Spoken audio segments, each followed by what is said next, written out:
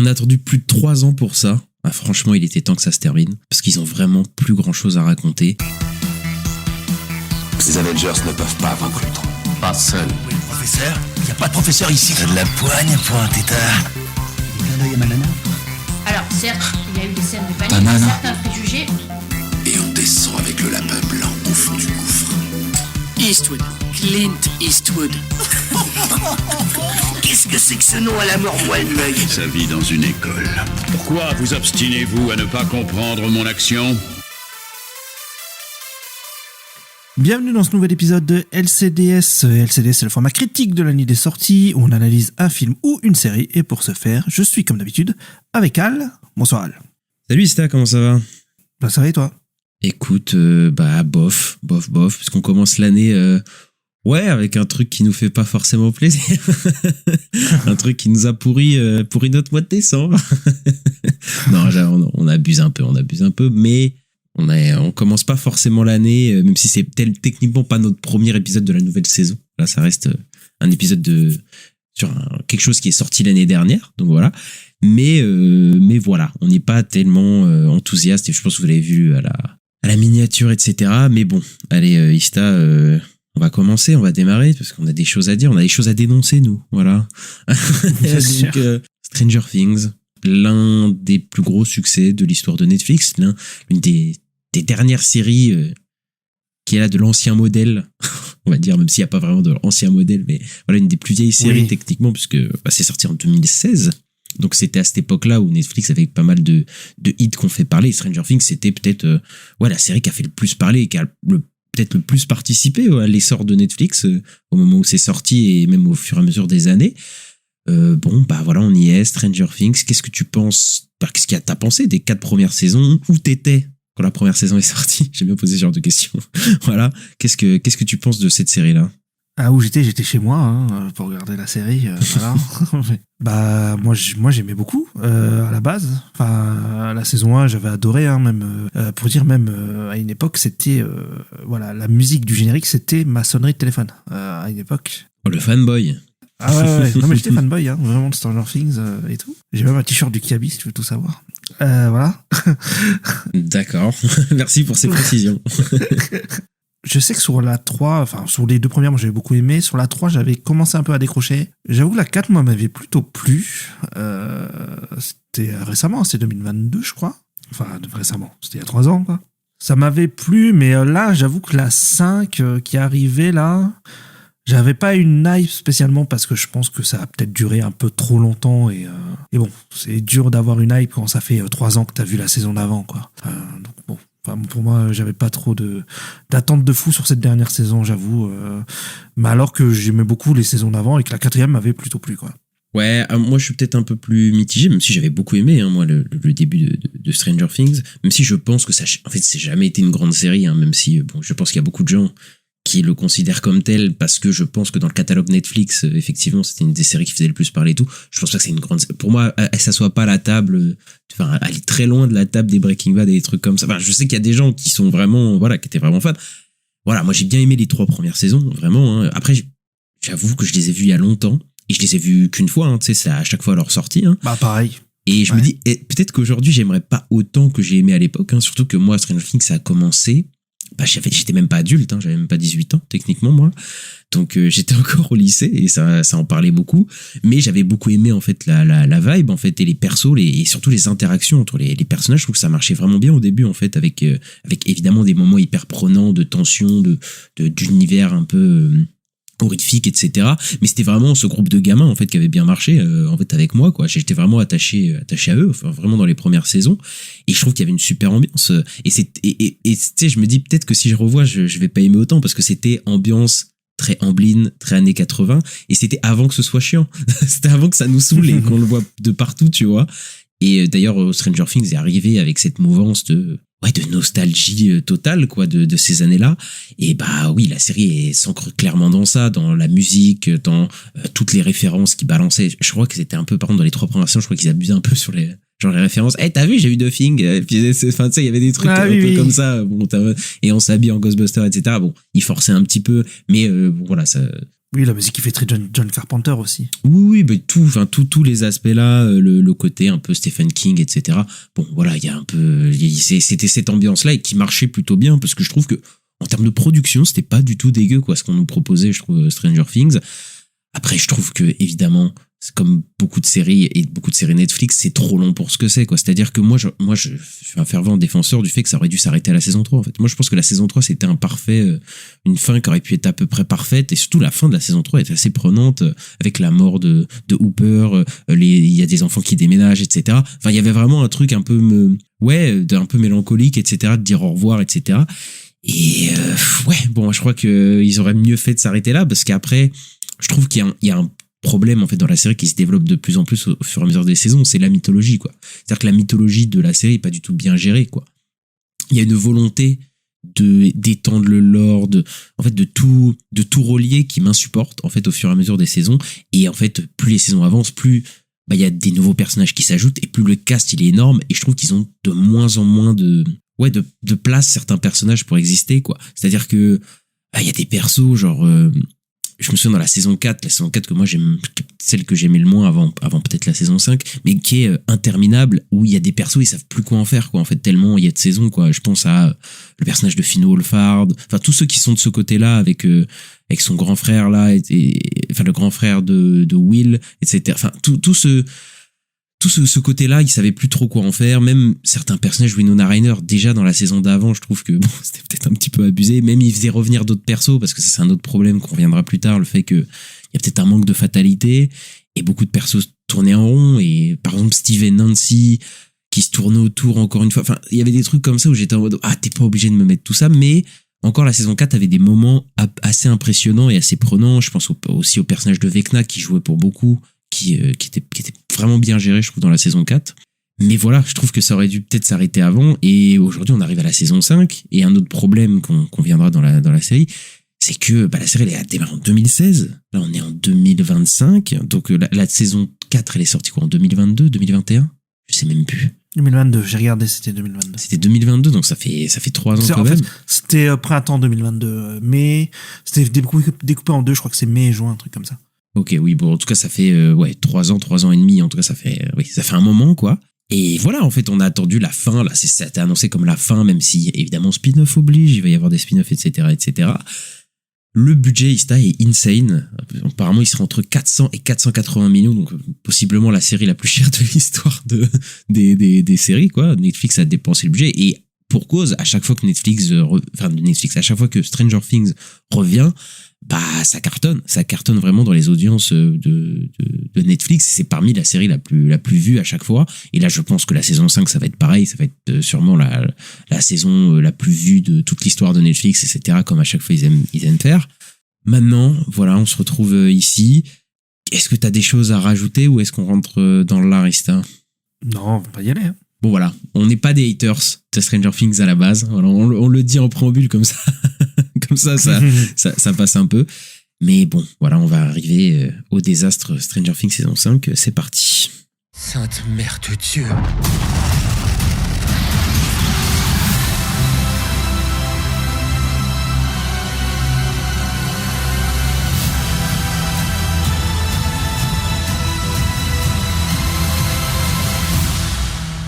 Automne 1987, la ville de Hawkins est marquée par l'ouverture des failles. Les protagonistes sont unis par un seul objectif, retrouver et tuer Vecna, Winona Ryder, David Harbour, Millie Bobby Brown, Phil Wolfhard, Gaten Matarazzo, Caleb McLaughlin, Noah Schnapp, Sadie Sink et plein d'autres acteurs. Ista, je vais te poser la traditionnelle question. Qu'est-ce que tu as pensé rapidement sommairement de Stranger Things saison 5 ? Eh bien, j'ai envie de dire que c'est un peu à l'image de leur perruque, c'est-à-dire que tout faisait un peu fake, quoi. Ouais, je l'ai préparé, ça, là. Elle est bien, hein. Ouais, elle est très bien. Ouais. Mais oui, j'ai trouvé que ça faisait tout un peu fake. En fait, moi, j'étais pas dedans, j'ai pas réussi à être dedans. Déjà parce que j'ai l'impression que déjà la moitié du casting des acteurs n'est pas dedans non plus. Parce que, je sais pas ce qui s'est passé, si c'est un problème de direction d'acteur ou si c'est un problème des acteurs qui n'en ont plus rien à faire. Mais ouais, vraiment, il y a un problème, je trouve, à ce niveau-là. Qu'il y a 3/4 des acteurs qui ont plus envie, qui ont envie de passer à autre chose. Et ouais, et sinon, la structure narrative qui se répète en boucle. Bon, on va commencer à parler plus en détail après, mais ouais, ça c'est quelque chose qui m'a beaucoup dérangé, parce que je trouve qu'en final ça tourne en rond sur cette série et c'est tout le temps la même chose, et ça enlève toute dramaturgie au final, et en fait t'as jamais peur pour les personnages, et moi j'ai pas eu peur pour une seule fois pour les personnages, et en plus ça fait déjà plusieurs saisons où ils ont pas tué des personnages vraiment principaux, et en fait j'y ai jamais cru du tout, et voilà, c'est ce qui s'est passé. C'est moche, y a des fonds verts qui sont vraiment dégueulasses pour une série à 400 millions de $, c'est pas normal, et ouais, et puis je me suis gentiment ennuyé, quoi, et le climax c'est du foutage de gueule, Vecna qui est le grand méchant, et tout ça se finit en 5 minutes, enfin moi ça m'a vraiment ennuyé, ça m'a déçu quand même, parce que j'aurais quand même aimé avoir une bonne saison finale quand même pour finir, parce que moi j'ai plutôt apprécié les 4 saisons d'avant, comme on a dit avant. Et ouais, non, moi je trouve que c'est pas bon, quoi, c'est pas bon du tout, et on va dire au revoir à Stranger Things comme ça, et ouais, c'est un peu triste, quoi. On a attendu plus de 3 ans pour ça. Franchement, il était temps que ça se termine, parce qu'ils ont vraiment plus grand chose à raconter. Les Duffer Brothers, j'ai l'impression qu'ils voulaient se débarrasser un petit peu de leur série, parce que la série tombe dans pas mal de travers, à savoir le travers du fanservice, c'est-à-dire que la série est complètement refermée sur elle-même, elle essaye de boucher tous les trous, de fermer tous les mystères, d'en créer certains artificiellement, mais en fait c'est pas pour ça qu'on aime Stranger Things, c'est pas pour son lore, c'est pas pour ses scènes d'action, son côté blockbuster, en fait c'est pour ses personnages, et malheureusement c'est là où le bas blesse, c'est-à-dire que les personnages ils ont plus grand chose à faire et à dire, et j'ai l'impression que ça sent même au niveau des acteurs, puisqu'ils ont plus rien à jouer, et le niveau d'acting de cette saison est vraiment catastrophique, quoi. Et vraiment la structure des épisodes, moi j'ai vraiment ressenti le temps passer, quoi, parce que on recycle les mêmes structures, on y reviendra plus tard, et au bout d'un moment tu te dis mais cet épisode je l'ai déjà vu à l'épisode d'avant, quoi. Et au niveau même de la mise en scène, alors que Stranger Things c'était pas dégueu, là ils ont tellement voulu faire des scènes d'action, blockbusteriser le truc, qu'en fait on se rend compte que c'est pas du tout l'ADN de la série, quoi. On a des fonds verts dégueulasses, des scènes d'action qui sont pas si bien que ça, et la série elle fait plus peur du tout, quoi. C'est-à-dire qu'ils ont abandonné tout le côté horrifique, tout ce côté qui faisait un petit peu le sel de la série, ils ont totalement mis ça de côté. Là, je pense que la série, c'est vraiment... Je pense que la dernière saison, elle finit en nœud de boudin, quoi. Elle finit vraiment de manière déceptive. On va dire au revoir à Stranger Things, mais ça aurait pu se terminer sur une meilleure note. Je sais même pas ce qu'on va sauver, en fait, dans cet épisode. J'ai réfléchi, là. Je suis pensif, je me dis, il y a peut-être 2-3 trucs à sauver qu'on va essayer de sauver, mais franchement, c'est pas loin d'être une catastrophe, franchement, cette fin de saison. Est-ce que c'est la pire saison que j'ai vue de toute ma vie? Non, j'ai vu des séries bien plus horribles, mais ouais, peut-être c'est un downfall comme j'en ai rarement vu pour une série Netflix, quoi. Vraiment, quoi. Même pour eux, quoi. Ouais, même pour eux. Ouais, moi je trouve que c'est surtout très plat, quoi. C'est très vide et il y a pas grand-chose, quoi. C'est un peu ce truc-là. Ça prend pas de risque, quoi. C'est...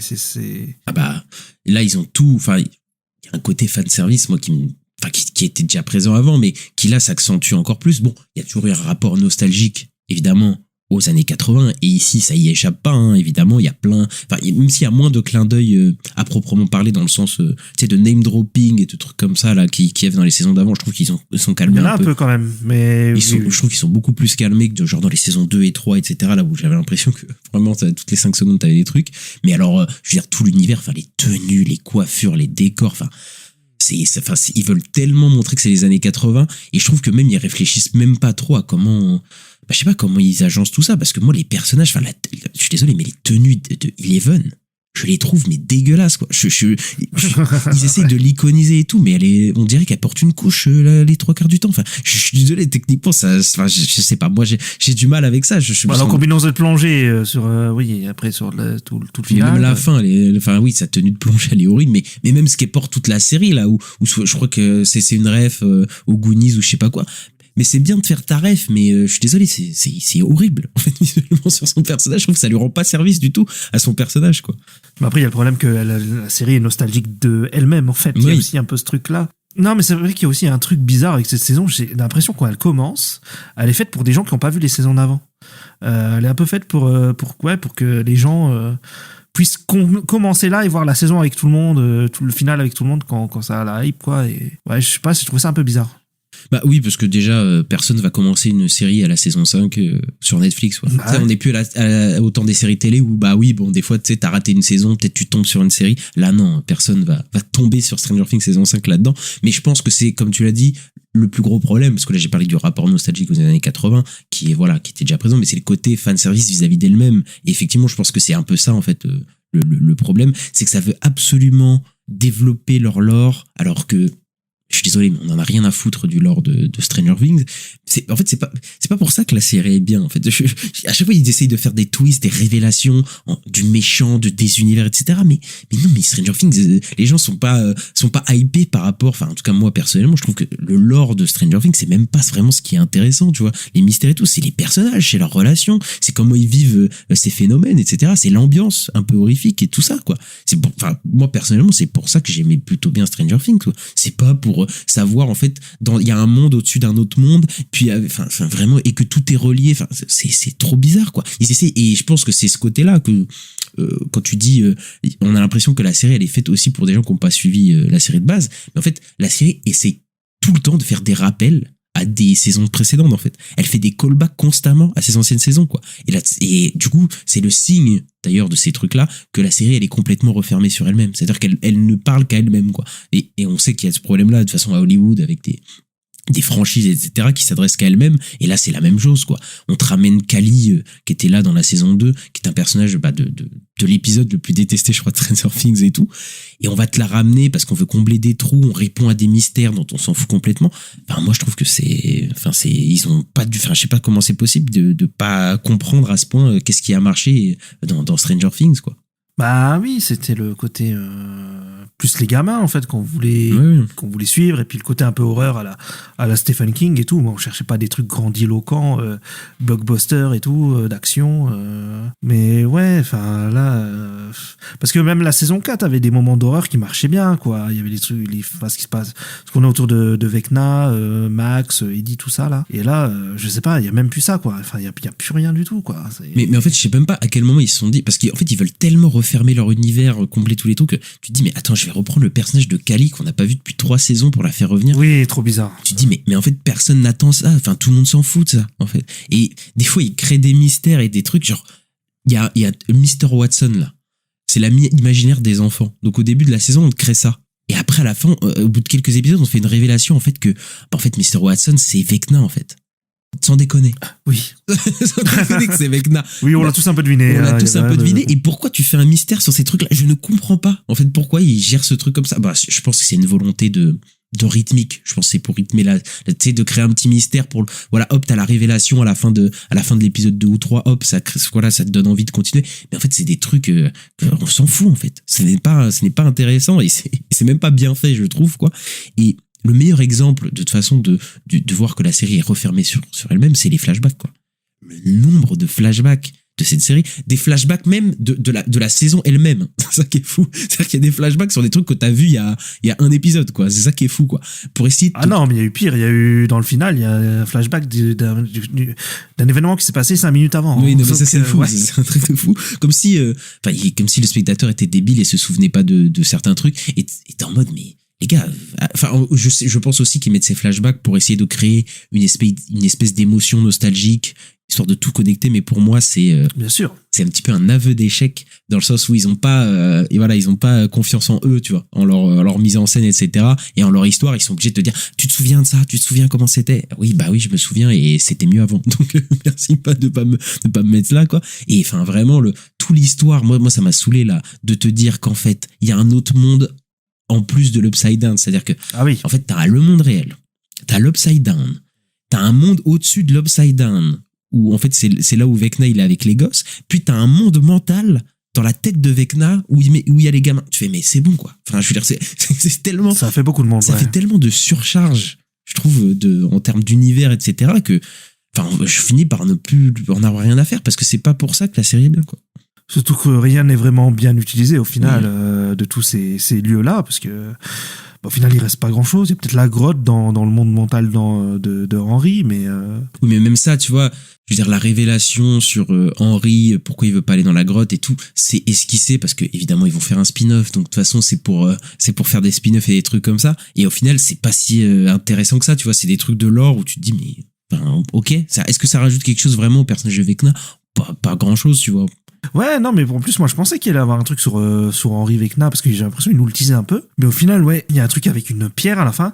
Et en fait, là, les Duffer Brothers, donc les frères Duffer, ils nous ont dit, bah, en fait, le truc de la pierre, ce sera dans le spin-off. Donc, en fait, là, on n'a pas on n'a pas développé plus que ça avec Na. Il y a juste un petit truc avec le flagelleur mental, là, mais c'est tout, quoi. Oui, mais après, ils aiment bien faire ça à Netflix et des trucs comme ça. Ah, vous aimez bien ça? Ah, bah alors là, franchement, si vous voulez avoir plus, on va vous faire un truc spécialement, un spin-off et tout, que moi, on y reviendra après, je ne regarderai sûrement pas. Mais voilà, quoi. Moi, je trouve que la série, elle est arrivée à un tel niveau de surcharge, de surcouche de lore narrative et même visuelle. Il y a une surcharge visuelle au niveau du budget parce que la série coûte cher. Oui, il y a une volonté de blockbusteriser la série, mais je trouve qu'ils veulent tellement blockbusteriser le truc, faire un espèce de finale épique et tout, qu'en fait ils oublient complètement ce qui marche dans la série, c'est-à-dire l'intime des personnages, quoi. C'est-à-dire que au niveau de la mise en scène, ils essayent de t'en mettre plein les yeux, quoi, avec des séquences. Moi, je trouve que c'est très aléatoire. Franchement, il y a des séquences, je trouve ça va. Il y a des séquences, enfin, tout le monde a pointé du doigt les gros problèmes de montage. Il y a une séquence d'entraînement d'Eleven au début de la saison. Ah oui, bien sûr. Où le montage est pas du tout bien fait, etc. Et tu te dis que, effectivement, là, je trouve qu'en termes de production, tu sens qu'ils se sont sentis un petit peu plus pissés, mais effectivement, Stranger Things, je crois pas que c'était dans les séquences d'action et tout que ça brillait. Vraiment pas, quoi. Non, pas vraiment. Et de toute façon, ça se sent.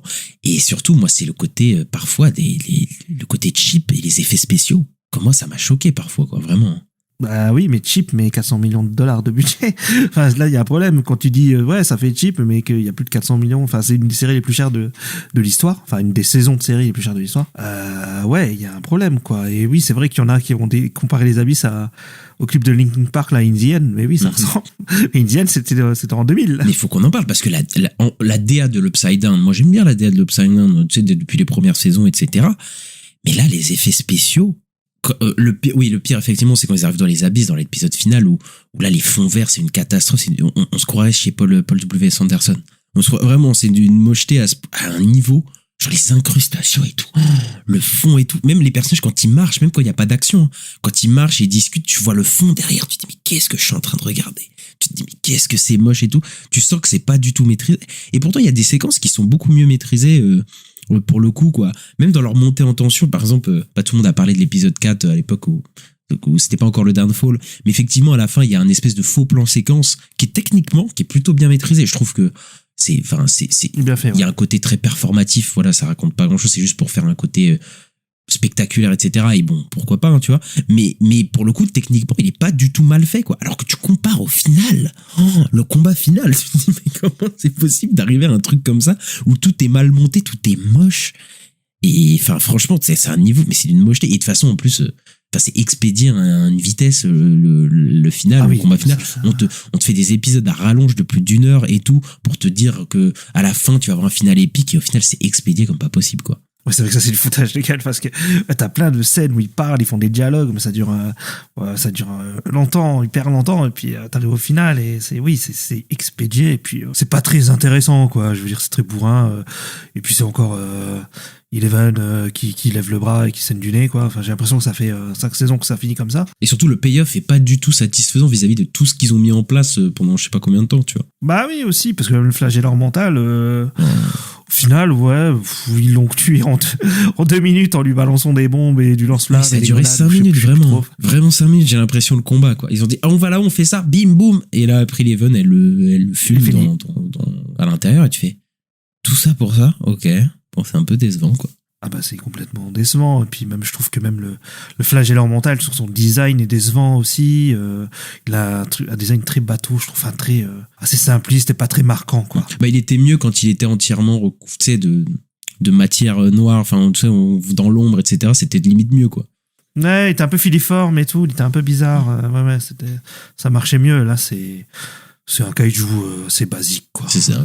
Une araignée géante avec une grosse tête, quoi. Mais c'est vraiment ça, quoi. Ouais, c'est un peu décevant, et puis Et puis après là, je pensais quand tu penses à cette scène, je pense à la scène avec Joyce, voilà, qui décapite Vecna.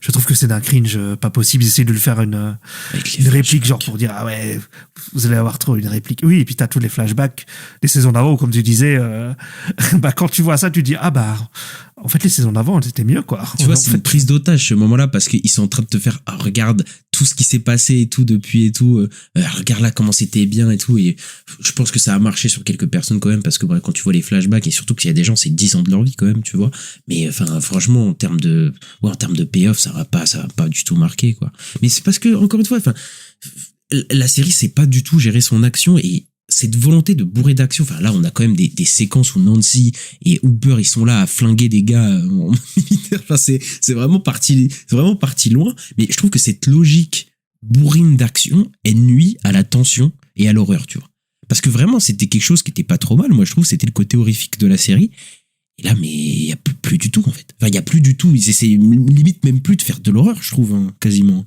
Bah dans celle-là non, pas vraiment, mais c'est vrai qu'à la base, si tu te rappelles ce que c'est Stranger Things, c'est un thriller, quoi. C'est une enquête où il cherche un gamin parce qu'il a disparu, et c'était plus ça. C'était un thriller horrifique, mais l'action, je me souviens pas vraiment de séquences d'action de la saison 1. Non, c'est des gamins qui sont, de toute façon, y a pas trop, l'action, c'est peut-être Eleven qui fait bouger des gens ou quoi, qui les jarre.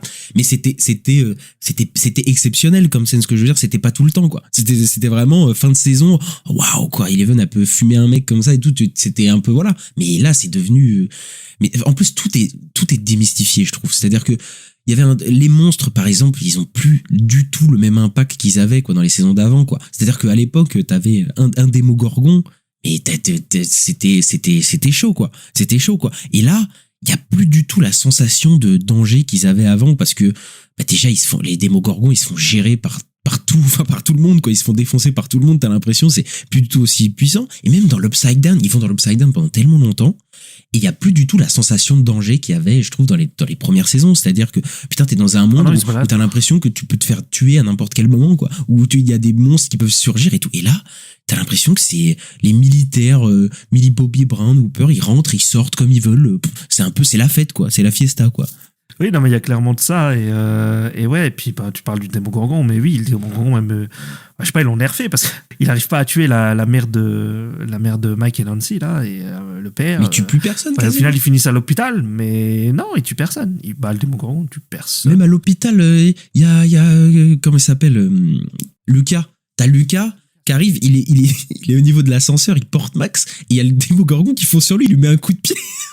Le Démogorgon, il se fait défoncer. Tu fais, mais quoi?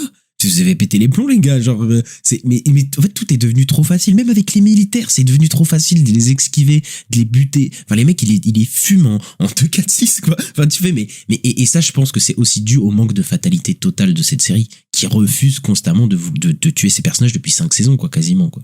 Oui, bah c'est ça. Bah c'est qu'en fait, les personnages ont un bouclier qui s'appelle le scénario. C'est-à-dire qu'il y a plein de moments où ils auraient dû être au moins blessés ou mourir. Et en fait, à chaque fois, bah ça vient, il y a un Deus Ex Machina qui va arriver, qui va sauver la situation et qui va faire que le personnage va être sauvé. Et voilà, je pense à la scène de Steve dans le final où on nous fait croire que il tombe, et puis après ils te font même un écran noir pour te faire attention, et puis en fait non, il est rattrapé. Et il y a plein de moments comme ça, bah ça va un peu avec la structure dont je parlais tout à l'heure, où je disais ouais, bah enfin où voilà, je trouve qu'en fait ça fait ils ont une problématique, il y a quelqu'un, il va avoir une idée, ils vont faire un plan, le plan va se passer mal, et il va y avoir un Deus Ex Machina qui va réguler la situation, et hop, on repasse à un autre plan, et etc.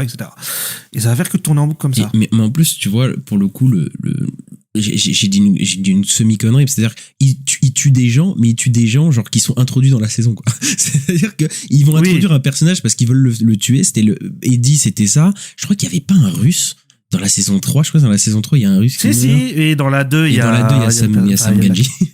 Il y a Sam Ganji de la comté qui là, et à chaque fois ils font ça, et là Kali, là c'est voilà, on spoil, hein, excusez-nous, hein, voilà, mais vous le savez. Oui. Mais Kali, c'est le seul personnage qui meurt, qui te font revenir dans cette saison dont on n'a rien à foutre. On en fout, on s'en fout de Kali. Franchement, vous la tuez, mais en fait, elle a servi à rien toute la saison, on l'a pas vue depuis 3 saisons. on s'en fout, quoi. Et il y a des persos, tu te dis, mais tellement qu'ils devraient mourir. La mère de Mike, tu te dis, mais jamais de la vie, en fait. Enfin, au bout d'un moment, tuez vos personnages, quoi.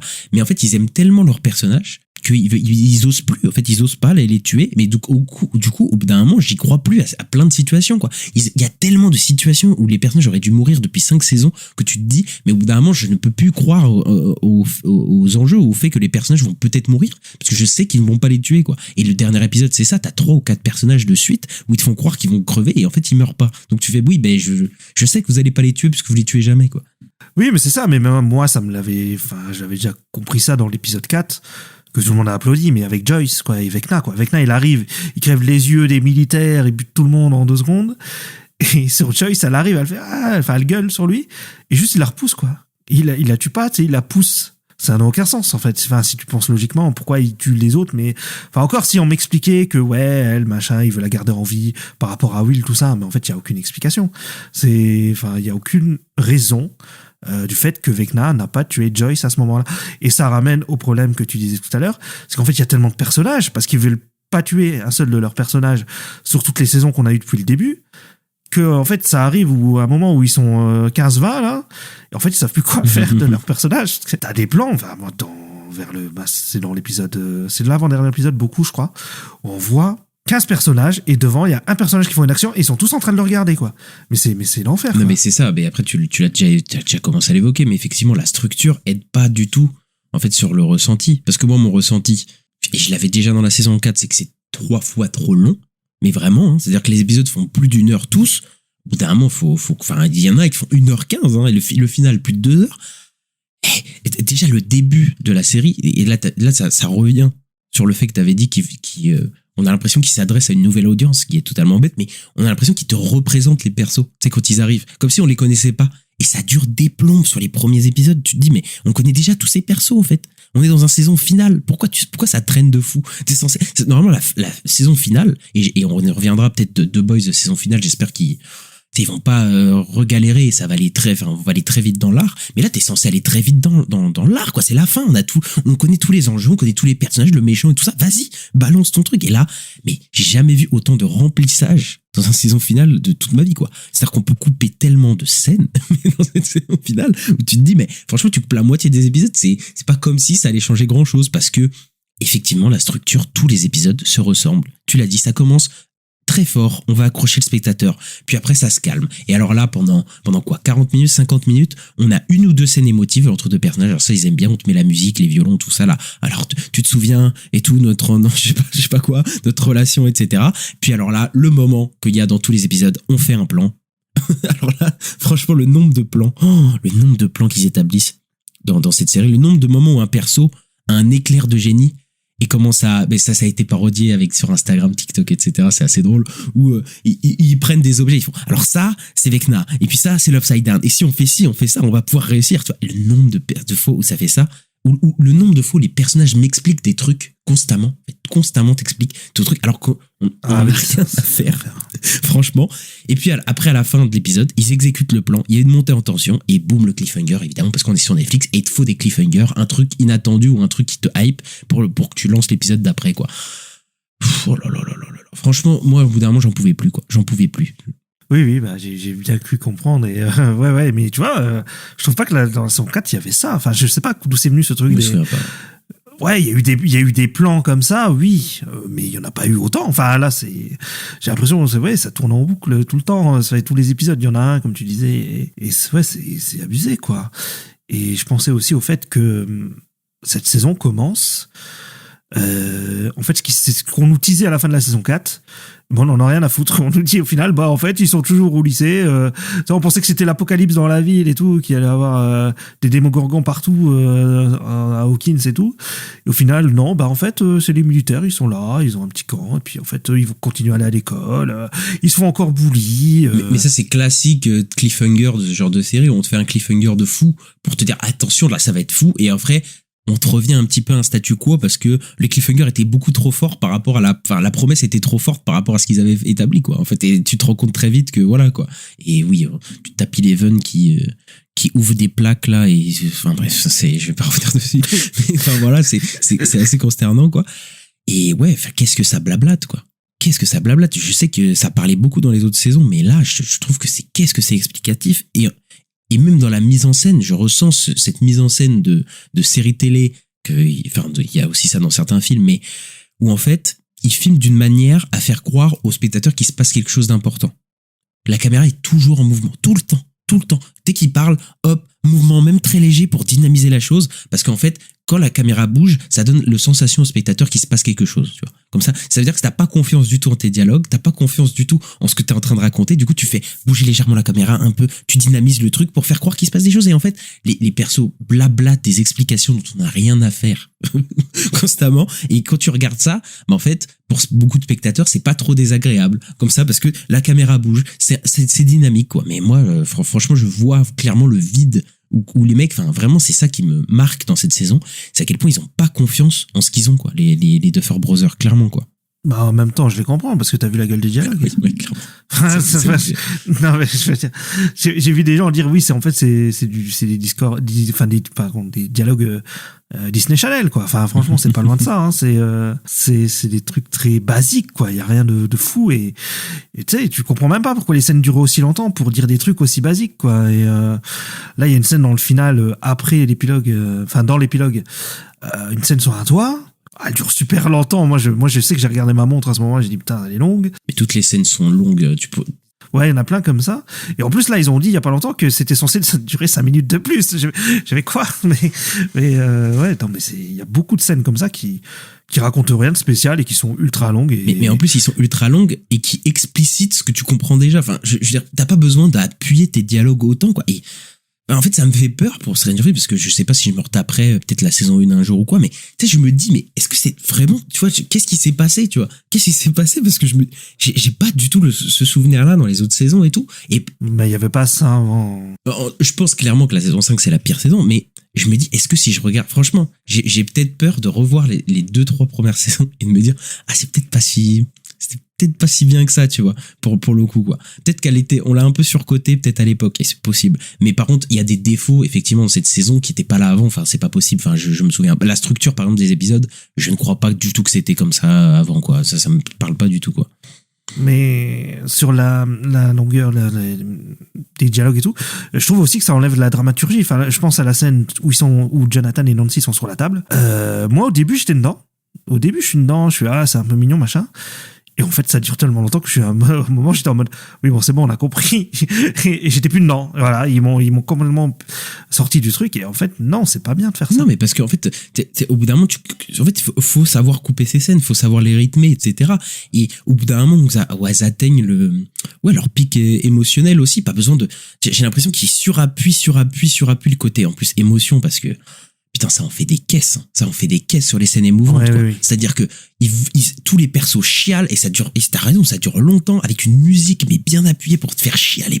Et cette scène-là, entre Nancy et Jonathan, c'est vraiment cette scène, on va te faire pleurer, là. Là, ils vont mourir, et ils se disent leur cas de vérité, et ils pleurent, et ça dure tellement longtemps, c'est trop appuyé. Moi, en tout cas, ça ne marche plus sur moi, parce que, je vais dire deux choses. Enfin, je vais le dire juste après. Ces personnages-là ne m'intéressent plus. Mais vraiment, hein. C'est-à-dire que ces personnages, et on va y revenir après, il y a un gros problème au niveau des personnages sur ce qu'ils racontent, quoi. Mais je préfère dire quand même, parce que là, j'y pense, les choses qui sont bien, même vis-à-vis des personnages et de la structure. Ok. Je trouve que par rapport à la saison 4, il y a un truc qu'ils ont fait qui m'avait saoulé, c'est qu'on a moins de groupes, et je trouve que c'est un peu moins dispersé. Parce que la saison 4, c'était vraiment, t'avais 4-5 groupes, et quand tu tapais, t'avais l'impression que c'était pas organique, je trouve, la saison 4, dans le sens où des fois tu tapais des groupes qui étaient pas du tout reliés à d'autres, et qui se passaient des trucs qui avaient pas la même charge en termes de tension ou de ce qui se passait, et du coup ça ralentissait l'épisode. Là, je trouve que là il y a plus un groupe commun, entre guillemets, même s'il y a des petits groupes, etc., ça se disperse un peu. Je trouve que ils ont un objectif commun, même s'ils sont séparés, ils ont vraiment une ligne droite qui les accompagne. Bon, je sauve un peu les meubles, hein, mais tu vois ce que je veux dire. Je trouve que ça se maintient beaucoup mieux, et je dois dire que ça veut pas dire que c'est bien joué, mais il y a quand même un côté, une alchimie et des bons liens quand même entre les persos c'est un travail de plusieurs saisons de toute façon, où on sent quand même que le cast se connaît vraiment. C'est-à-dire qu'on sent que ça fait 10 ans qu'ils se connaissent et tout, quoi. Et même, j'ai critiqué des scènes émouvantes, il y a quelques scènes émouvantes qui fonctionnent. Moi, il y a une scène entre Steve et Dustin. c'est parmi de toute façon les persos les meilleurs, où pour le coup ça m'a plutôt eu parce que il y a encore quelque chose peut-être à raconter entre ces deux personnages. Il y a un lien très fort qui s'est tissé depuis 5 saisons. Et la scène, je trouve que elle en fait beaucoup moins que beaucoup d'autres scènes émouvantes qui sont insupportables. Et donc, pour le coup, ça m'a pris, tu vois. Donc, il y a quelques scènes quand même de tension, d'émotion qui m'ont pris, quoi, je dois dire, avant de défoncer la série. Ouais, non, mais oui, c'est je pense que c'est un peu la même scène, oui, qui m'a pris. Mais en fait, c'est une scène qui est courte. Ça dure même pas 2 minutes, je pense. Enfin, oui, mais c'est suffit. Et ouais, c'est que là, ça s'est coupé. Oui, ben voilà, en fait, ils savent vous couper à ce moment-là. À ce moment-là, c'est bien. Et quoi. la scène n'en fait pas du tout trop. Ça, c'est au bon moment, c'est bien. Enfin, voilà, moi, je trouve que là, voilà, ils auraient dû mieux gérer toutes ces scènes-là comme à l'image de celle-là, quoi. À l'image de cette scène. Bah oui, clairement. Mais parlons du bas qui blesse. Peut-être même un des gros problèmes qu'on a avec les personnages. C'est le jeu d'acteurs, des personnes qui les interprètent. Oh là.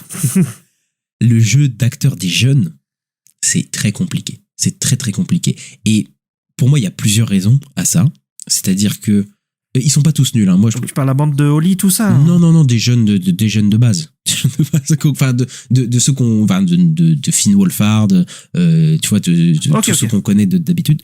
Même s'ils sont pas tous nuls, parce que je trouve que Dustin Gaten Materazzo s'en sort plutôt bien en général, et évidemment Sadie Sink, pour moi, qui est au-dessus, mais de tous les gamins, mais à un niveau, franchement, où je trouve que c'est un peu gênant.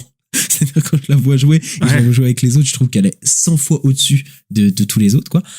Et leur acting est compliqué pour moi pour 2 raisons. C'est-à-dire qu'il y a 4 ans, enfin il y a 3 ans et demi qui se sont passés, et dans la série on te dit non, ils sont encore au lycée. C'est leur dernière année de lycée. Et je suis en mode bah non. En fait, enfin, je suis désolé. Au bout d'un moment, je n'arrive plus à y croire, quoi. C'est-à-dire que ces personnages, je les vois. Finn Wolfhard, il fait 70 mètres de haut. Il faut arrêter. Au bout d'un moment, je veux dire, je n'y crois plus que ce sont des enfants, quoi. Donc, et ça, c'est peut-être pas la faute des acteurs, mais et de toute façon, je pense que c'est pas la faute des acteurs parce que vu qu'il y a énormément de gens qui jouent mal, je me dis qu'il y a forcément un problème de direction d'acteurs plus que d'acteurs parce qu'on leur demande de jouer comme des putains d'ados, quoi. On leur demande de jouer comme des putains d'ados alors que déjà, il y a une dichotomie entre ce qu'ils sont et les personnages qu'ils interprètent, et au bout d'un moment je n'y crois plus. Ils sont sur leur vélo là, j'arrive plus à croire une seconde qu'ils sont encore sur leur vélo au lycée, enfin leur tenue de lycéen, etc. Mais Eleven, je n'y crois pas. Enfin, je n'y crois pas une seule seconde que c'est des adolescents déjà. Ah oui. Ah bah non, bah clairement pas. Mais après, tu vois, Andrew Garfield dans Spider-Man, on y croyait un peu, non? Oui, mais alors 2 secondes. La direction d'acteur, quand même, je pense, de Mark Webb est quand même super. Et Andrew Garfield, c'est pas un manche non plus, quoi. Tu vois, pour le coup. Oui. Mais après, Andrew Garfield, il y a plein de jeux, mais il joue très bien. Mais je peux comprendre qu'on me dit, je crois pas qu'il est lycéen. Tu vois, ça, je peux l'entendre. Mais je trouve qu'il joue autre chose que juste l'ado attardé, tu vois, Spider-Man. Tu vois, je trouve qu'il joue autre chose. Il a quand même des trucs enfin voilà, il a quand même autre chose, quoi. Mais là, franchement. C'est pour ça qu'il les donne des dialogues un peu basiques. Ils se disent, c'est des ados. Mais même, il leur demande de jouer comme des jeunes un peu hyperactifs, etc. Enfin, le personnage de Maya Hawke, par exemple, enfin, au bout d'un moment, c'est un peu embarrassant. De la faire jouer comme une espèce de, elle est censée être une jeune un peu hyperactive, spéciale et tout. Mais en fait, je suis en mode, mais enfin, au bout d'un moment, fais grandir un peu tes persos, parce que je sais pas, j'ai l'impression que, et ça c'est peut-être le gros problème, c'est que les persos tournent en rond, ils évoluent plus, et au bout d'un moment, t'as l'impression de voir la même comédie jouer en boucle, quoi. Et au bout d'un moment, ça marche plus sur moi, quoi. Non, puis il y a des persos qui sont laissés à l'abandon qui font que aussi, ou alors quand ils ont des trucs à jouer, en fait, c'est du sous-jeu.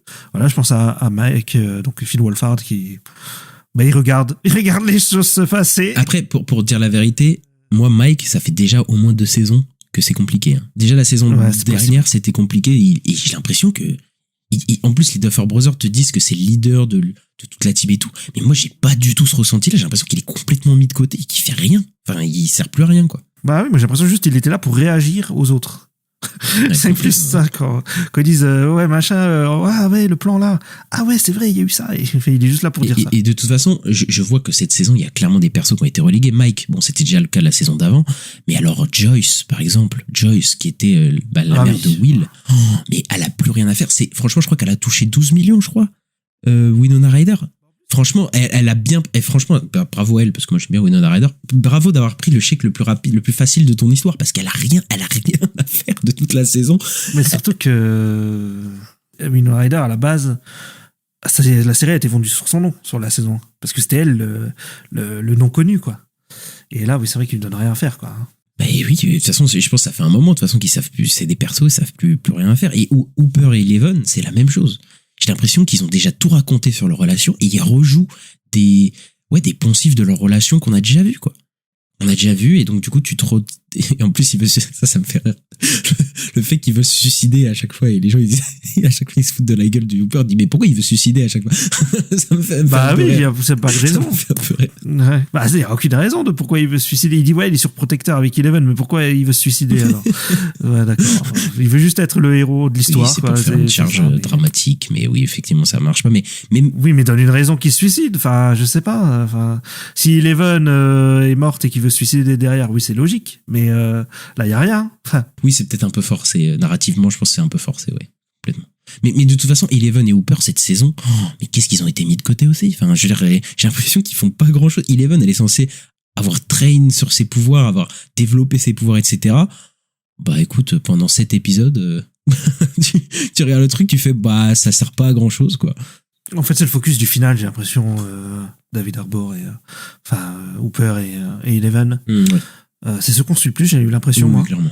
D'ailleurs, j'ai l'impression qu'ils se donnaient un peu plus dans le final, d'ailleurs. Mais ouais, sinon, j'ai l'impression qu'on traîne plus autour des personnages, autour de Holly. Voilà, qui je pense le personnage qui a le plus de temps d'écran sur les 7 épisodes, si on prend pas le final, quoi. Je pense que ça se joue avec Will. Hein. Will, très mise en avant cette saison. Ça doit jouer avec Will.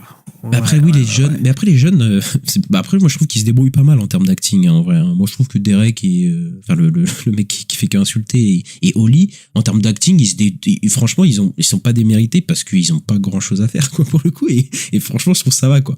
Bah, ils ont pas grand chose à faire, mais moi, j'ai quand même l'impression que ils sont très, très présents. Et je trouve ça bizarre pour la saison finale de te mettre le focus sur ces gens-là, quoi. Enfin, mais c'est ça, c'est un gros problème. C'est-à-dire qu'ils te rajoutent plein de persos secondaires ajoutés alors qu'il y a déjà 50 000 personnages, quoi. Et tu te dis, mais déjà, du coup, forcément, t'en as qui sont mis de côté, qu'il y a forcément des payoffs qui sont pas satisfaisants, et tu fais, mais en fait, faut faire des choix, quoi. En fait, faut faire des choix sur les personnages, et bon, bah, quand t'as la moitié des personnages, ils sont mis de côté, et surtout moitié des personnages, peut-être, il y en a vraiment qui sont importants, je trouve. Enfin, Mike, c'est un dramatique, ce qu'il est devenu au fur et à mesure des saisons. Tu te dis, bon, est-ce que ça valait le coup de rajouter vraiment d'autres personnages en plus, pour en plus rajouter un truc compliqué? Le mec doit kidnapper 12 enfants en plus et tout. Oh là là, mais pourquoi vous avez complexifié le truc comme pas possible, pour le coup? Je dis, bah, franchement, ils se sont mis une balle dans le pied tout seuls en voulant rajouter autant de persos, je pense. Mais ouais, mais en plus, il y a même pas spécialement de raison. Qu'on leur demande pourquoi 12 enfants.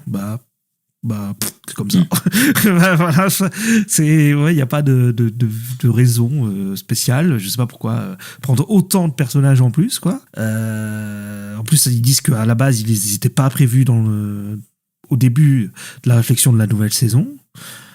Franchement, je comprends pas les décisions de ces gens-là. Mais c'est vraiment ça qui définit la saison, c'est la surcharge. Pour rajouter des persos, tu rajoutes côté blockbuster, tu rajoutes des trucs narratifs. Enfin, arrêtez de surcharger les trucs. Parce que, en fait, je crois qu'il y a cette croyance que, en fait, comme c'est la dernière saison, faut un truc spectaculaire et faut rajouter ces genres de trucs. Mais, en fait, non. Enfin, calmez-vous, en fait, les gars. Ça sert à rien. C'est pas pour ça qu'on aime la série. Enfin, bref, c'est compliqué. Mais parlons de ton personnage préféré et ton acteur préféré, Will. Joué par Noah Schnapp. Est-ce que c'était pas une erreur de concentrer beaucoup de l'intrigue sur ce personnage et cet acteur, et ça, tu penses? Bah, c'est compliqué parce que je pense que oui, parce que je trouve l'acteur qui pour moi n'est vraiment pas bon. Voilà, il est en surjeu tout le temps. Pour moi, les émotions, il les fait pas passer parce qu'en fait, il me fait rire. Enfin, en fait, je le trouve, je trouve pas crédible, en fait. Ah bah oui. C'est trop, en fait. Pour moi, lui, c'est trop, quoi. Mais je comprends qu'ils aient voulu mettre le focus sur Will parce que c'est le gamin qui se fait capturer dans la saison 1. Donc pour fermer la boucle, de faire un peu le focus du personnage sur la dernière saison, je peux comprendre la décision. Mais le problème, c'est que son écriture, ça va pas et que l'acteur est pas bon non plus, donc y a rien qui va, quoi. Bah, en fait, c'est ça, c'est que après, il est pas pire que beaucoup dans la saison. Enfin, Millie Bobby Brown, voilà, ça a été compliqué, et l'autre aussi. Mais en fait, il y a tellement de focus sur lui qu'en fait, lui, c'est celui qui ressort le plus, en fait, totalement, parce que, enfin, en tout cas, son mauvais acting, c'est là où ça ressort le plus, c'est que lui, il a beaucoup de scènes d'émotion, il a beaucoup de scènes où il est censé être badass. Enfin, il a plein de trucs, en fait, Will, et du coup, enfin, la scène, on a beaucoup de la scène où il révèle son coming out et tout. En fait, j'ai l'impression que c'est pas du tout un acteur qui a les épaules pour porter des scènes comme ça, pour être bon dans ces genres de trucs, quoi. Donc en fait, moi je trouve que ça marche pas du tout parce que c'est ça. Et Mais c'est vrai que c'est mal écrit aussi. Ah oui, mais c'est mal écrit et tout, mais tu vois, même si dans un univers parallèle, peut-être que c'est bien écrit, mais je pense pas que cet acteur peut porter ce genre de scène. En fait, il peut pas. En fait, être aussi voilà. Et d'ailleurs, dans la saison 1, il était pas très présent. En fait, d'ailleurs, je me souviens Will parce qu'il était kidnappé après ils l'ont rajouté et tout. Et dans la 2, il est possédé, donc on voit pas non plus tellement. Il est à l'hôpital, il est possédé. Et je crois que voilà, après il est resté, il fait partie du casting, etc. Mais ouais, je pense que c'est peut-être le moins bon acteur de tous. Bon, après on verra, hein, peut-être dans le futur, il s'améliorera. Ouais, mais tu vois, cette scène de coming out, là, c'est l'enfer, parce que il fait son coming out devant une vingtaine de personnages, et tu te demandes, il y en a, qui est-ce qu'ils foutent là, quoi? Il y a pas la charge émotionnelle, les dialogues sont pas bons, enfin, il y a rien qui va, en fait, dans cette scène de coming out, mais c'est vraiment l'écriture est compliquée, quoi. Bah, je trouve qu'elle représente pas mal de la saison, en fait. Ce truc de trop de personnages. Surexpliqué. Écriture mauvaise, jeu d'acteur, ouais, voilà, surexpliqué, ouais. Ouais, il y a un peu de tout là-dedans. Bon, juste les fonds verts dégueulasses et on a toute la saison. Ouais, c'est ça. Et après, de l'autre côté, on a aussi Steve, Jonathan et Nancy, qui, alors attention, hein, Steve et Jonathan qui se battent pour Nancy, j'avais jamais vu ça dans toute la série. Franchement, c'est vraiment... non mais, non, sans déconner, quoi, on a déjà vu ça 500 fois. C'est depuis la saison 2, ça, non? Oui, mais de la saison 1. Parce que la saison 1, Steve sortait avec Nancy, donc déjà, il y avait déjà ce... Où après Jonathan il vient et c'est lui qui après qui je crois qu'ils sortent ensemble ou au moins il lui tourne autour et après c'est Jonathan qui arrive et qui mais si je crois que Steve et Nancy ils sortent ensemble au tout début. Oui, il y a un truc comme ça. Et après oui, Jonathan finalement c'est lui qui finit sortir avec, et même la saison d'avant, non pas la saison d'avant, je sais plus, bref il y a une saison où c'était non mais si, la saison d'avant déjà Steve il veut revenir avec Nancy, on te laisse des indices etc, et déjà ça me saoulait, mais alors là qu'est-ce que c'est chiant quoi. Et moi je trouve que c'est des persos, enfin Steve je l'aime bien, mais Jonathan et Nancy alors j'en ai plus rien à faire de ces persos quoi. Jonathan déjà ça fait je sais pas combien de temps que je m'en fous, et Nancy bon c'est devenu une meuf qui canarde tout et voilà elle est devenue super forte et badass, mais oh là là, les questionnements sur son personnage sont évacués aussi. Je crois qu'elle voulait devenir journaliste, elle enquêtait et tout dans des saisons, là c'est vraiment c'est nul quoi. Au début ouais c'était ça. Ouais, mais là je me demandais d'ailleurs, je voulais te demander tout à l'heure, mais est-ce que tu penses pas que l'idée c'est de faire un peu hommage justement à des films comme Aliens, parce que moi elle me fait penser à Sigourney Weaver quoi, avec sa coupe de cheveux et tout bouclé, puis après avec les armes à feu et tout, ça fait penser à Ellen Ripley quoi. Oui, ou à Linda Hamilton, qu'elle en reviendra plus tard. Ouais, aussi, oui, sûrement, peut-être. Tu vois, mais après, c'est pas le problème. C'est juste que son personnage a rien. En fait, je veux dire, elle fait rien cette saison. Quoi. Je veux dire, elle a des armes, elle est badass et c'est super. Mais je trouve qu'elle est devenue creuse. En fait, son personnage, elle est devenue creuse parce qu'il y a pas le temps, je peux pas de développer ce personnage. Il y a tellement de persos et voilà quoi. Et pourtant. Pourtant les personnages qui sont capturés et tout, c'est sa sœur, c'est ceux qui sont attaqués, c'est ses parents, tu vois. Il y a des gens qui en parlaient, mais moi Nancy, que ce soit la sœur de Finn Wolfhard de Mike, mais j'avais t'oublies totalement en fait dans la série. Tellement leur relation est pas du tout traitée quoi. En fait entre les deux, t'as l'impression depuis tellement longtemps quoi. Ouais, c'est un peu moi j'avais pas oublié, mais après il y a un petit passage où ils sont ensemble. Non, mais j'ai pas oublié, mais en fait dans les enjeux et dans les situations ça me frappe pas du tout en fait. Je suis pas en train de me dire oh putain elle va perdre son frère ou là il y a une relation, rien du tout quoi. Qu'est-ce qu'on s'en fout quoi. Après il y a Dustin, oui ça marche un peu je trouve parce que il a le trauma par rapport à la mort de Eddie qui lui l'a vraiment marqué etc. Oui, voilà, je vais dire ça marche un peu parce que sinon je vais être fou négatif. Mais je dirais Dustin, peut-être que c'est peut-être celui où peut-être un de ceux que ça marche peut-être le mieux et forcément sa relation avec Steve. Bon, il y a plus grand chose à. Bon là ils sont un peu en brouille. En tout cas là en vrai et tout. Bah oui, il y a un peu un arc sur le fait que voilà à cause de la mort d'Eddie, il rejette un peu tout le monde, il rejette Steve. Ouais, donc en vrai ça marche un peu. Je trouve ça marche un peu. Il y a je dirais que ça marche un petit peu. Max, par contre, c'est la déception parce que moi, c'est peut-être mon perso, un de mes persos préférés, tu vois, depuis qu'elle a été introduite dans la saison 2. Moi, je trouve vraiment que c'est un des meilleurs personnages, Max, vraiment dans toute l'histoire avec son frère qu'elle a eu. Vraiment dans les saisons 2 et 3, c'était vraiment une super addition. Puis même dans la saison 4, où Vecna, il la vise et il veut la tuer, quoi. Ça marchait plutôt bien. Et là, dans cette saison, oui, c'est la meilleure actrice de loin. Enfin, je trouve qu'elle arrive à jouer des trucs où même les dialogues sont pas fous et tout. Enfin, je trouve qu'elle arrive à s'en sortir vraiment bien. Mais putain, le nombre de temps qu'elle passe dans l'esprit de Vecna, où là, je me suis fait chier. Et là, vraiment, où elle passe son temps à expliquer à expliquer le scénario et l'univers à Oli pendant des longues séquences de C'est vrai discussion. qu'elle fait que ça, hein. Au Oh final. là là, j'en pouvais plus, quoi. Je me dis, mais enfin, vraiment, sortez-la de là, quoi. Genre, sortez-la de là, qu'elle puisse sortir, et puis voilà, quoi. Et puis moi, là, ça me fait penser à quelque chose. On n'en peut plus de Running Up That Hill de Kate Bush. Moi, je n'en peux plus. Ils l'ont mis 6 ou 7 fois dans la saison. Enfin, ok, ça a buzzé dans la saison d'avant, mais dans la saison d'avant, c'est parce qu'il y a une scène qui est géniale, qui est bien mise en scène, où on avait peur pour le personnage. Voilà. Mais là, ils te refont en plus la scène, ils te la refont 3 fois, je crois, dans la saison. Je dis, mais pourquoi? Et au moins bien, quoi. Il y a beaucoup moins de diversité. Enfin, il y a toujours des musiques des années 80. Il y a beaucoup moins de diversité dans les musiques des années 80, pop de ces années-là, quoi. Je trouve, effectivement. Bah, il n'y en a aucune qui est sortie, là, comme la saison 4, où ça avait buzzé et tout. Là, en fait, ils remettent la même en boucle. Et même, il y a même une version instrumentale, à un moment. Là, il n'y a pas de chanson qui ressort de la saison, en tout cas. Ouais, non, mais là, c'est assez compliqué. Et ouais, bon, voilà, je te propose de finir avec les méchants.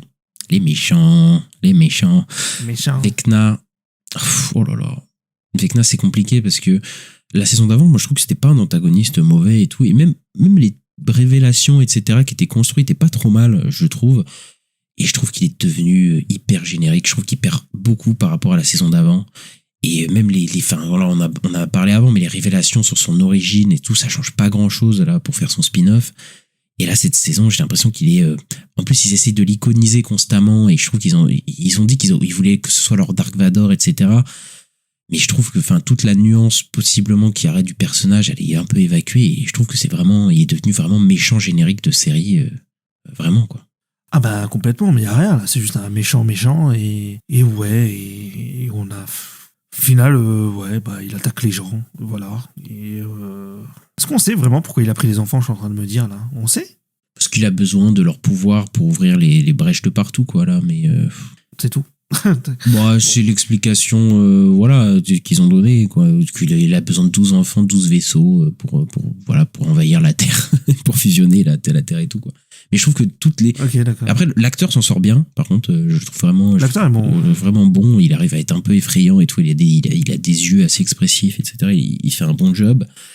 Mais je sais pas, cette volonté de l'iconiser constamment, là, ils ont mis un nouveau design, là, avec Na, etc. Enfin, je trouve qu'ils en font beaucoup trop, sur le coup. Ils font beaucoup trop, et puis ça marche pas plus que ça, parce que, ouais, au final, c'est décevant, quoi, comme on a dit. Oh bah, le combat final, Il se fait putain en 5 minutes, et je sais pas, à un moment, le truc de l'origine story, moi je pensais que ça allait un peu traverser un peu toute la saison, le truc de l'origine, parce que il y a Max qui est, ouais, dans son monde mental, là, et qui avait vu un peu des moments où il est jeune et tout, mais au final, on a pratiquement rien de tout ça, c'est très léger, quoi. Et donc au final, bah, on n'apprend pas grand chose de plus que ça sur le personnage, et donc je trouve ça un peu décevant aussi, quoi. Et parlons aussi de le gros problème de cette saison, on n'en a pas trop parlé, mais les militaires, c'est très très compliqué, c'est très très nul, et c'est très très bâclé. C'est-à-dire que on te ramène encore des militaires pour la je sais pas combienième fois de la série, pour le coup, pour que, en fait, ils réutilisent les pouvoirs d'Eleven, en gros, enfin, pour qu'ils fassent la même chose qu'ils ont fait déjà avant, avec Linda Hamilton qui joue la méchante et tout. Et c'est un gâchis, mais un gâchis que, enfin, franchement, pourquoi ramener Linda Hamilton, Sarah Connor pour faire ça, pour faire un méchant aussi générique? Et je suis désolé, mais ils ont rien apporté, les militaires. Ils rejouent la même chose qu'ils ont déjà été, enfin, le même rôle qu'ils ont déjà été avant, quoi. Et ils sont même pas si menaçants que ça, en plus, cette saison, parce que, bah, de toute façon, ils se font gérer tellement facilement par les protagonistes que, en fait, ils sont plus si menaçants que ça du tout, je trouve, quoi. Ah, ils sont pas du tout menaçants. Et puis, en plus, moi, je trouve qu'il y a des trucs pas logiques. Tu vois, une fois que, dans le final, à la fin, quand Eleven se sacrifie, en fait, on a demandé aux Duffer Brothers, mais il se passe quoi après? Parce que moi, je me suis demandé, tu sais, après, t'as une ellipse et puis tout le monde va bien. Oui. Pourquoi ils les ont pas arrêtés? Ils ont quand même tué des militaires et tout, les mecs. Et en fait, non, bah, là, les Duffer Brothers ont dit, ouais, bah, en fait, juste, bah, comme ils ont pu Eleven, ils ont plus besoin, enfin, comme elle s'est suicidée, elle se serait suicidée, bah, en fait, ils sont partis de la ville, ils ont tout rangé, puis Hooper, il a buté je sais pas combien de militaires. Enfin, je veux dire, faut arrêter, quoi. Mais bon, après, c'est des facilités, qu'est-ce que tu veux. Mais en fait, ce qui me saoule encore plus que les incohérences, c'est qu'en fait, ils servent à rien. Enfin, franchement, tu peux quasiment les retirer. Ça change pas grand chose à cette saison. J'ai l'impression qu'ils polluent le récit de plus qu'autre chose, quoi. Tu vois, ces personnages-là, quoi, de militaires. Bah oui, parce qu'en plus, je trouve pas qu'ils... Comment dire? En fait, je trouve qu'ils les évitent facilement, quoi. Bah, comme t'as dit, c'est plus des menaces, quoi. Je veux dire, quand ils essayent de rentrer dans le portail, là, pour aller dans l'Upside Down, qui est dans le camp militaire, bah, ils y rentrent assez facilement, ils vont en mode bourrin et puis ça passe quoi. Et je trouve qu'ils galèrent pas tellement quoi. Mais ça c'est un vrai problème de toute la saison, c'est qu'en fait ils galèrent jamais. Jamais, je trouve. Mais tout est trop simple. Et même les situations où ça dérègle, où ça démarre, il y a un truc compliqué, il y a soit un Deus Ex Machina, soit de toute façon il n'y a pas de fatalité, donc forcément même s'ils font des erreurs, des trucs qui vont pas mourir les personnages, donc bon, de toute façon tu vois, ils vont toujours trouver un moyen de ressortir quelque chose, donc c'est compliqué, hein. Franchement c'est compliqué. Bon Ista, t'as peut-être quelque chose à dire, peut-être un dernier coup de hache sur Stranger Things là. Les coups de hache? Non, pas vraiment, mais l'épilogue était trop long. Parce que déjà, quand le final fait plus de 2 heures et que t'as fini le combat final à 1h10, t'as dit quoi? Et après, il y a l'épilogue de 50 minutes, là. Même si je pense que la scène de toute fin est plutôt réussie, je dirais. Oui. Ça marche, ça fait le parallèle avec la saison 1. Mais c'est assez facile aussi, je trouve. Mais ça fonctionne. Oui, ils rangent chacun leur bouquin et tout. Oui, c'est un beau au revoir pour les personnages, pour les acteurs, etc. C'est sympathique. Ça va, ça marche pas trop mal. Pour le coup. Donc voilà, Ista, on a fini le downfall de Stranger Things. Voilà, on commence l'année en beauté.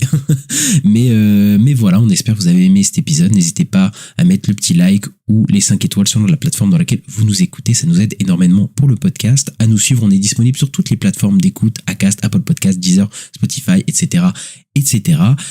Et à nous suivre sur les réseaux sociaux, @la nuit des sorties, sur X, Twitter, Blue Sky, Instagram, TikTok, YouTube. Et on se retrouve très bientôt, Ista. À bientôt. Ciao.